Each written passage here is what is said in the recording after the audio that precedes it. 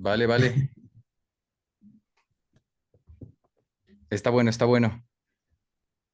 Sí, Pues usted dígame, señor, ¿qué flow?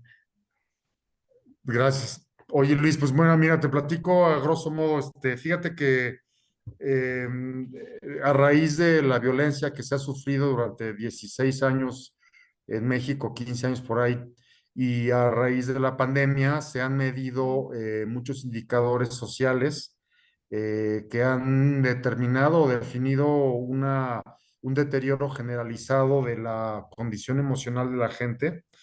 Por darte algunas cifras, pues hay cerca de 130,000 divorcios al año promedio, hay 500% creció el consumo de fentanilo en México, hay un incremento exponencial en la tentativa de suicidio, depresión, consumo de adicciones, de sustancias, violencia intrafamiliar, etcétera. Es decir, hay un deterioro generalizado y hay una especie de epidemia de burnout en las oficinas.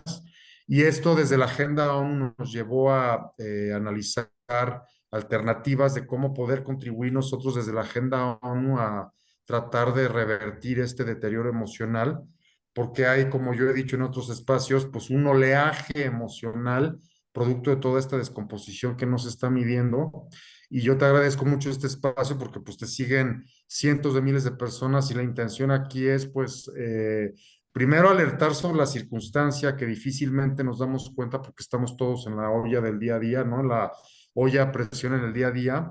Pero digamos, todo esto de la violencia, de la sangre, de las tragedias, ¿no? De los muertos, de los desaparecidos, de los huracanes y de la guerra de Ucrania y de Israel, etcétera. Todo este inconsciente colectivo ha generado un impacto emocional que si no revertimos o contribuimos a frenar de alguna manera, me parece que estamos generando un caldo de cultivo para circunstancias peores para el país. No es privativo de México, pero sí significa una circunstancia que en nuestro país lamentablemente se ha agravado porque somos paso de muchos migrantes que se quedan también y que no encuentran las condiciones económicas para sobrevivir y pues bueno, todo lo que sabemos, la pobreza, la violencia, el narcotráfico, etcétera, ¿no? Sabemos que hay un esfuerzo muy sustancial de muchas instancias, ¿no? Como por ejemplo la política social de este gobierno que ha hecho un esfuerzo muy grande por impactar a la pobreza extrema, ¿no? Pero pues la parte emocional nadie la está atendiendo realmente de una manera consciente, ¿no? Entonces, nosotros te buscamos, Luis, para platicarte esto porque no es un asunto político, ideológico o polarizado como lo fue, por ejemplo, el tema de los psiquiátricos, ¿no? Que ya sabes que se polarizó y que Ujú. empezaron a Sí, sí, sí. convertirlo en un tema partidista.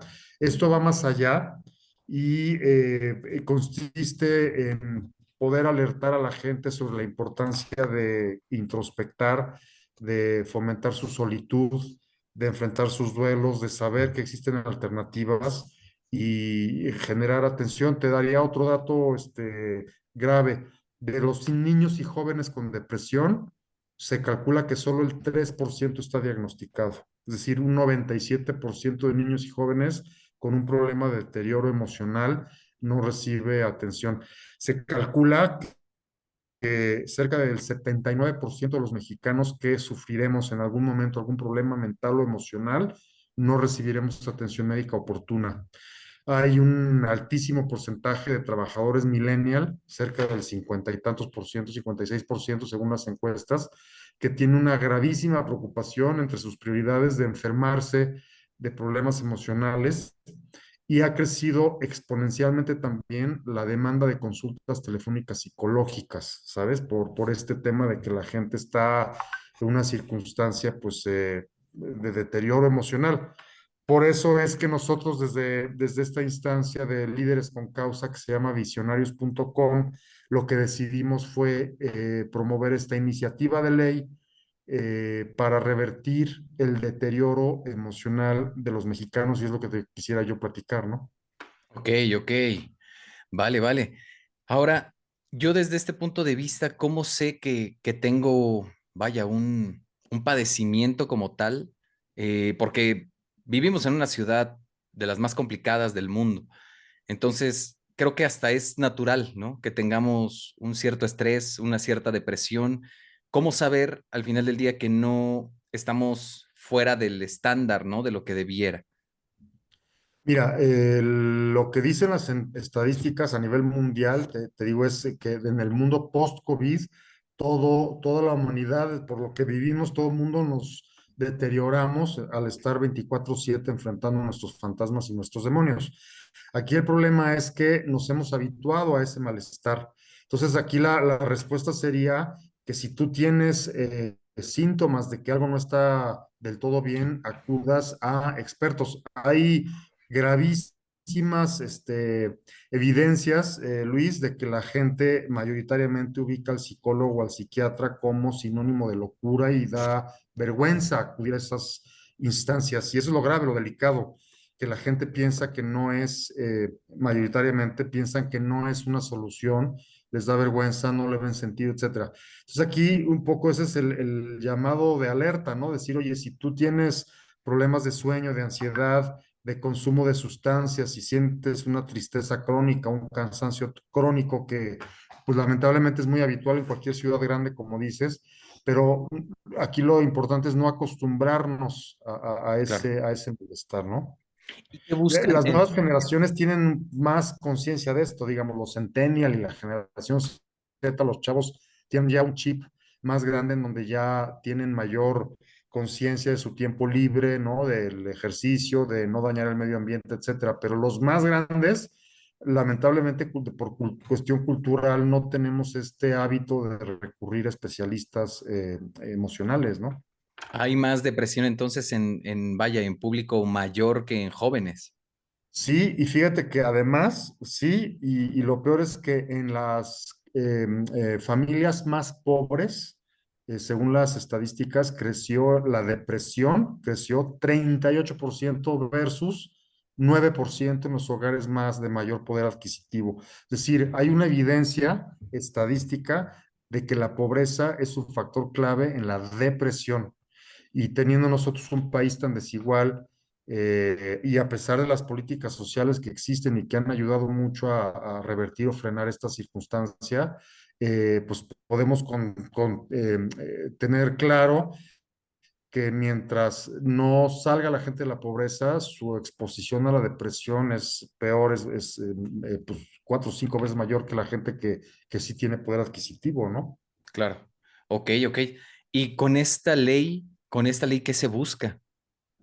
Fíjate que, bueno, tú que eres un líder de opinión y que estás cerca de estos procesos legislativos, ¿no? Con senadores, diputados que has estado trabajando desde tu espacio, sabes que el tema político ideológico es muy, muy complicado en estas esferas legislativas y a mí me da muchísimo gusto compartir contigo, con tu público, el hecho de que esta iniciativa ha concitado un consenso entre todas las fuerzas políticas, incluyendo la oficial y la opositora, que bueno, pues sabemos que no es común que ocurra eso.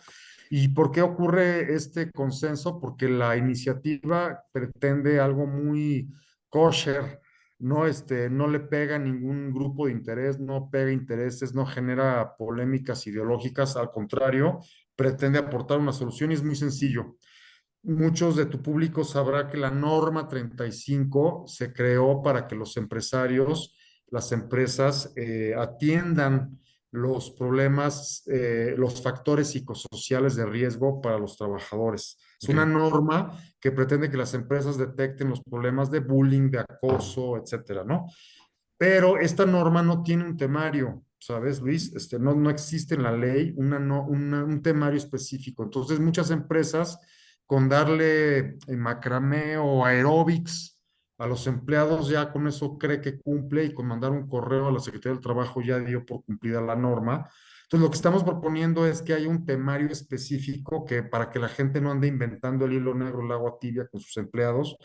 Y este temario es muy bonito, muy padre. Se trata de las habilidades para la vida que definió la Organización Mundial de la Salud, que habla, por ejemplo, de comunicación asertiva, de resiliencia, capacidad para enfrentar problemas, tolerancia, empatía, es decir, son principios indulgentes, benévolos que a todos nos ayudan a la convivencia.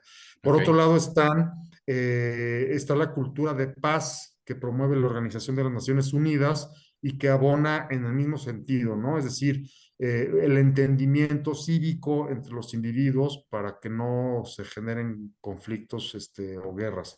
Y por un tercer elemento son los conceptos de las competencias laborales de las que habla la Organización Internacional del Trabajo, la OIT. Entonces, estos tres grandes pilares que te menciono, de la ONU, de la OMS y de la OIT, sería la intención que fueran el temario principal básico para que todas las empresas sepan a qué referirse cuando buscan que sus empleados tengan una mejor calidad emocional. Ahora, el problema adicional de la norma hoy en día, además de que no hay un temario y de que no hay una, digamos, obligatoriedad de las empresas a cumplirlo cabalmente, el otro problema es que al individuo o al trabajador lo ven solamente como empleado.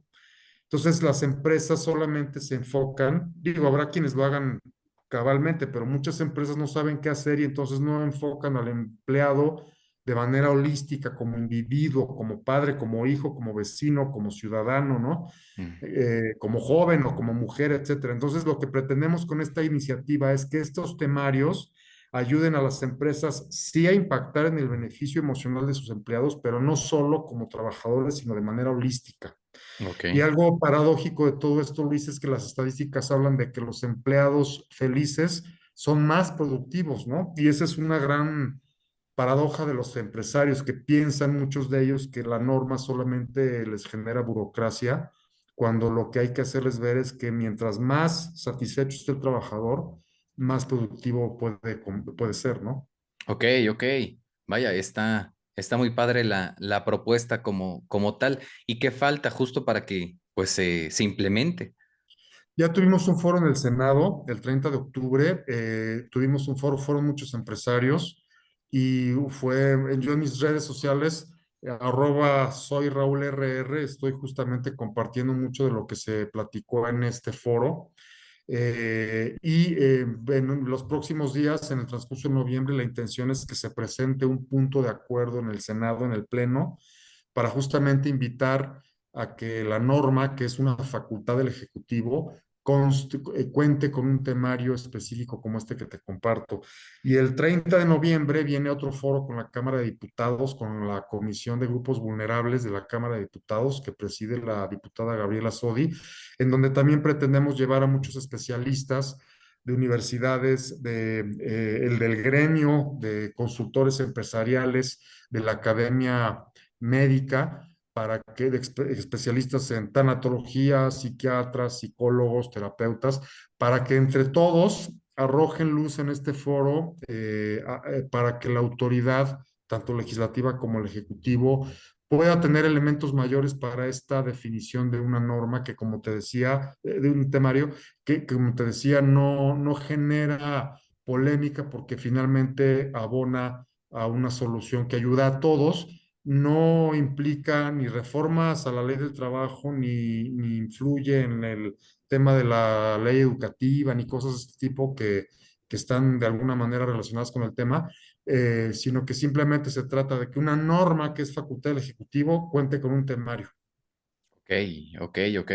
Vale, vale. Pues esperemos que sí, que se, que se ponga bueno, porque sí, yo creo que muchos trabajadores, si no es que la mayoría que trabajan más sobre cuatro paredes y más justo, ¿no? Que no es su pared, si viven bajo el sistema, pues sí, un poquito más pesado que otros. Entonces, sí, sin duda es algo padre. Ok, ok. Oye, pues muchas Te gracias. daría, te daría una analogía, por último, muy breve. Me decía una amiga del voluntariado en reclusorios, me decía, es que imagínate una persona, una mujer a la que violan, a la que secuestran, a la que asaltan, que pierde el trabajo, que la golpea el marido, etcétera, con qué calidad emocional puede vivir, ¿no? Ahora Claro. imagínate un país con todas esas dramas a nivel macro, ¿no? Con violencia, con el narco, ¿no? Con todo el desempleo, etcétera, pues es un nivel de deterioro emocional semejante, ¿no? Simón, y fíjate, Raúl, que yo creo que simplemente por el hecho de ser mexicanos ya tenemos una carga de raíz muy pesada, ¿no? O sea, creo que como mexicano, no sé qué pienses, pero tenemos una gran, gran raíz, una gran, gran cultura, pero también a su vez tenemos esta parte que muchas veces no la creemos por este arraigo en la cuestión de que, ok, sí es mi tierra, pero me conquistaron, pero entonces, ¿dónde está lo que soy? ¿Dónde están mis antepasados? Pero a la vez tenemos muchísima cultura, entonces es como que el mexicano es como que muchas veces, no sé si, no sé, no quiero llamarle agachón, pero sí como que no se la cree, como que se dan estos casos, y la emoción justo nos afecta mucho. Te doy un dato demoledor, así como de cierre de broche de oro dramático. Las redes sociales mexicanas, dicho por los expertos, son las más violentas del mundo. Hola. Racistas, homofóbicas, clasistas, malinchistas. Sí, y es lo que dices, justamente lo que estás diciendo. Son las redes sociales violentas de nuestro país, son reflejo de esa cultura de la que hablas y que efectivamente construye toda esta injusticia social, que no nada más es económica, ¿no? Claro, pues te agradezco mucho el que nos hayas compartido todo eso. Te seguiremos en redes sociales para estar más atento de toda esta información y ojalá en verdad que se apruebe cuanto antes y que se le dé mucho seguimiento a ese tema. Sí, sí, te mantengo informado, Luis. Invitar a tu público a que nos siga, porque ahí estamos compartiendo muchos de estos conceptos que proponemos en @soy Raúl RR. Ahí está. Pues ya está, Raúl. Gracias. Muchísimas, muchísimas gracias. Te lo aprecio mucho, Luis. Gracias a ti.